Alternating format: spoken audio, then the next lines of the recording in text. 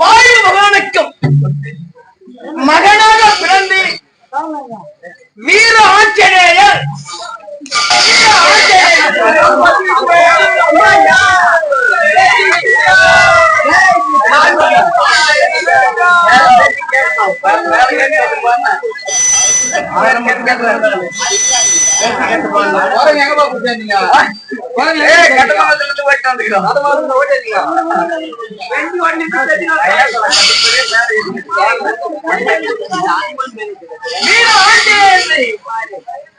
சிறப்போடு எந்தவித குறையும் இல்லாமல் வாழ்ந்து வருகிறேன்.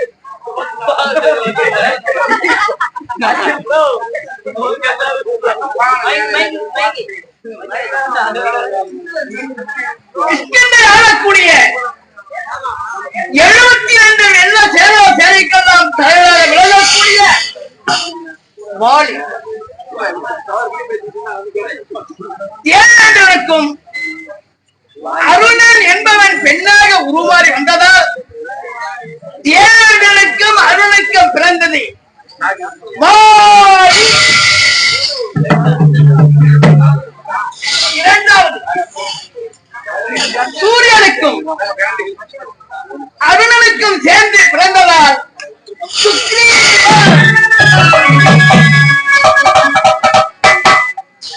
இந்த 2 குழந்தைகளையும் மதனமா முனிவரிடத்தில் சென்று விட்டு வர வேண்டும் என்று நாரதர் உரைத்தார்.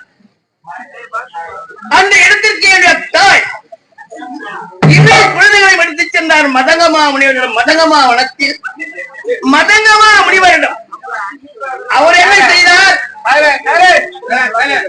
என்னுடைய தாய் அஞ்சனா தேவியை பார்த்த உடனே அவருக்கு மோகம் பிறந்து விட்டார்.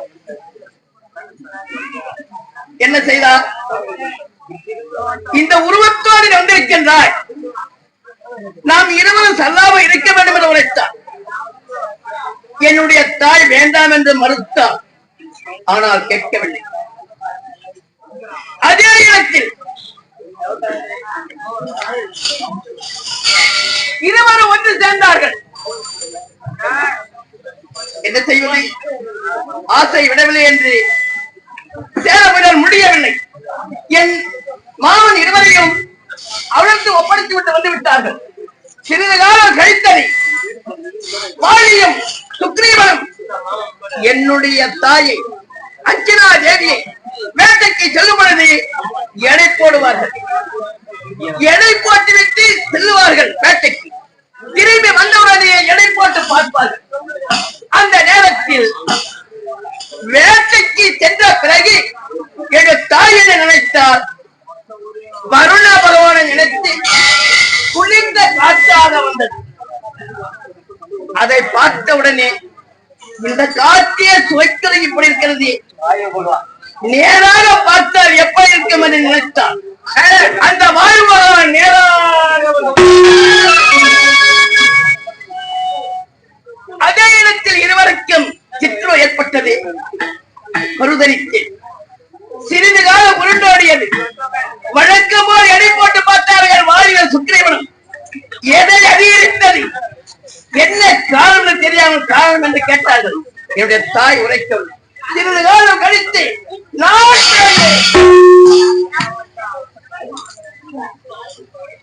பிறந்தவுடனே என்ன செய்தேன்? வாலிய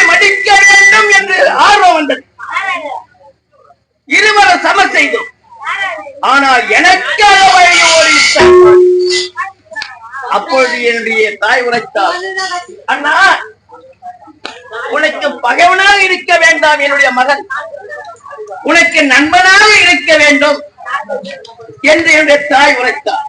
அதை கேட்டு அன்றிலிருந்து இன்று வரையில் தலைவா தலைவா தலைவா என்று அவருடைய பேச்சை கேட்டு வாழ்ந்து வருகிறேன். சிறிது காலம் உன்னோடியது வாழி என்ன செய்தார், தன்னுடைய மனைவியை சுக்ரீவன் மனைவியை தாரமாக ஏன் எதற்காக? சிறிது காலம் உருவாடியது, இருவருக்கு சமணம். ஆனால் அவர்களை வெள்ளையே முடியவில்லை. காலம் உருண்டு கொண்டு இருக்கிறது. யாரோ வருகிறார்கள், பார்க்கலாம். யாரு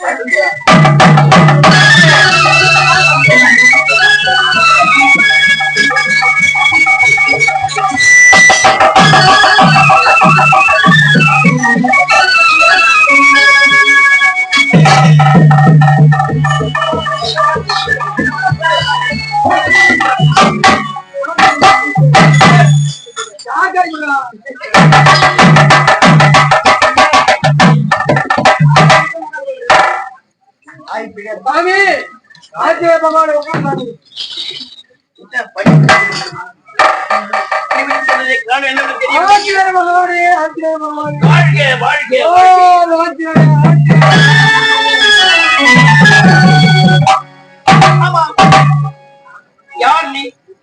நான் எதற்காக வந்தேன் தெரியுமா? நானோ இருப்பதோ கள்ளிக்காடு. நான் என்னுடைய பெயரோ கள்ளிக்காத்தான் என்று அழைப்பார்கள். நான் காட்டை மேட்டை அழித்து அதனால் சக்தியானவள் உமையவள் என்று கொல்ல ஓடி வந்தார். ஓடி வந்த போது தாயே அபயம் அபயம் என்று உழைத்து அதற்கு என்ன தெரியுமா சொல்வார்? என்னுடைய தியாகத்தை அழித்தாய் அல்லவா, என்னுடைய காட்டை அழித்தாய் அல்லவா, எனக்கு உடம்பெல்லாம் எரிகிறது. அட படுபாவி, இப்படி செய்து விட்டார் என்று என்னை கொல்ல துணிந்து விட்டார்.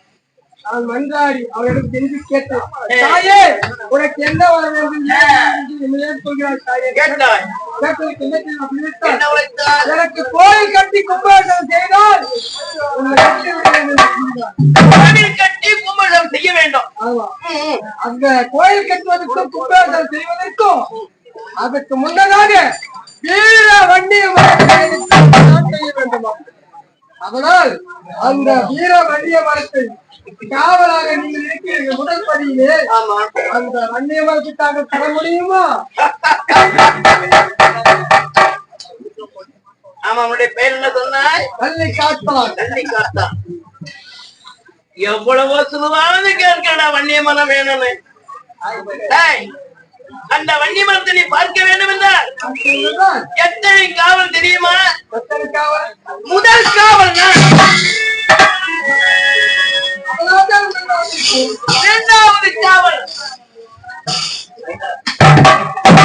மூன்றாவது காவல் மூலகணங்கள், நான்காவது காவல் என்னுடைய எஜமா, ஐந்தாவது காவல் தான் இருக்க நீ கூற வேண்டிய மனம் வன்னிய மரம். சாமி, இதையெல்லாம் கடந்து உன்னால் போக முடியுமா? ராமபக்தர் என்று எனக்கு தெரியும். இருந்தாலும் ஒரு மனிதனுக்கு அடிமையாக இருக்கிறார்கள். சாமி, நான் செய்வது நற்காரியம், மக்களுக்காக வாழ வேண்டியது. நான் ஒரு நல்ல தொண்டு செய்வதற்காக வந்திருக்கு. தயவு செய்து அந்த வாயப்படி வழிவிட்டால் அந்த வன்னிய மரத்தை எடுத்து சென்று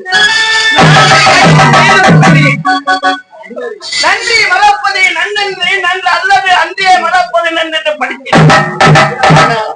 மாணவர் எனக்கு சத்தியம் செய்திருக்கின்றேன், அவருடைய உத்தரவு இல்லாமல் யாரையுமே உள்ளே விட முடியாது, விடக்கூடாது என்ற உத்தரவு எனக்கு. ஆகையால் கூறுகிறேன், உன்னை பார்த்தால் சிறுவனாக இருக்கின்றாய், அதிலும் நல்லவனாக தெரிகிறது.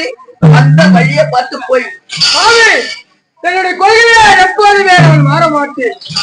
என் கொள்கை என் உயிரே போனாலும் அந்த வன்னி மரத்தை எடுக்காமல் நான் ஒருபோதும் இங்கிருந்து செல்ல மாட்டேன்.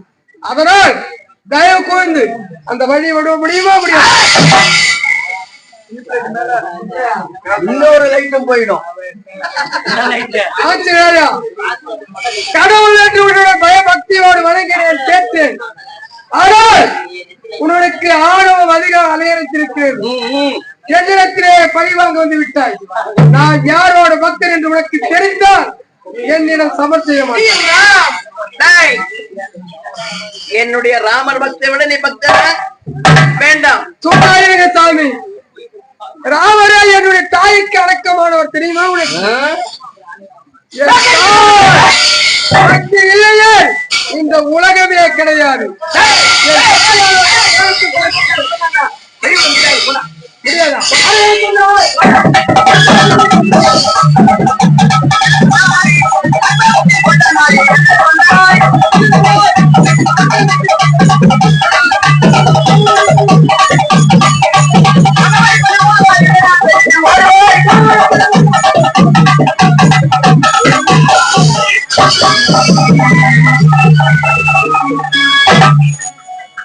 ஒரே ஒரு அடி தாங்க மாட்டேன். அந்த வழியை பார்த்து போய்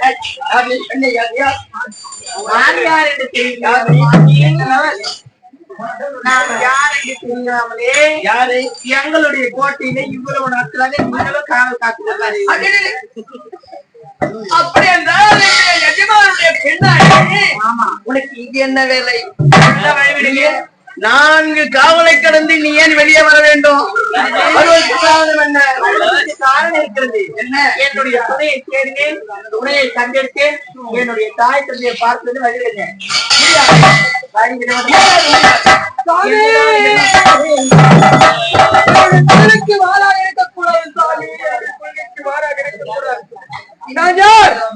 நாட்டுக்காக நான் பாடுபட்டுக் கொண்டிருக்கிறேன். எனக்காக நான் பாடுபட்டதே கிடையாது. என் நாட்டு மக்கள் உயிரோடு இருக்க வேண்டும் என்ற முடிவை என்னுடைய உயிர் ஒன்று போனால் பரவாயில்லை. ஆனால் என் தாயானவள் என்ன சமூகத்தில் தெரியுமா?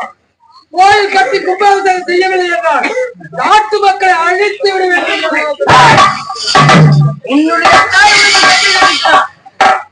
என்னுடைய தலைவருக்கு நான் சத்தியம் செய்திருக்கின்றேன்.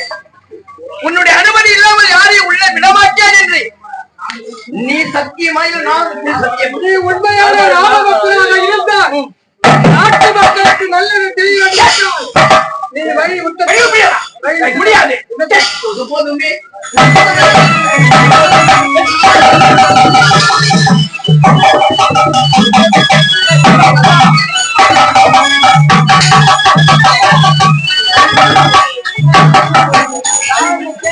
வழிவிட முடியாது என்று போகிறேன்.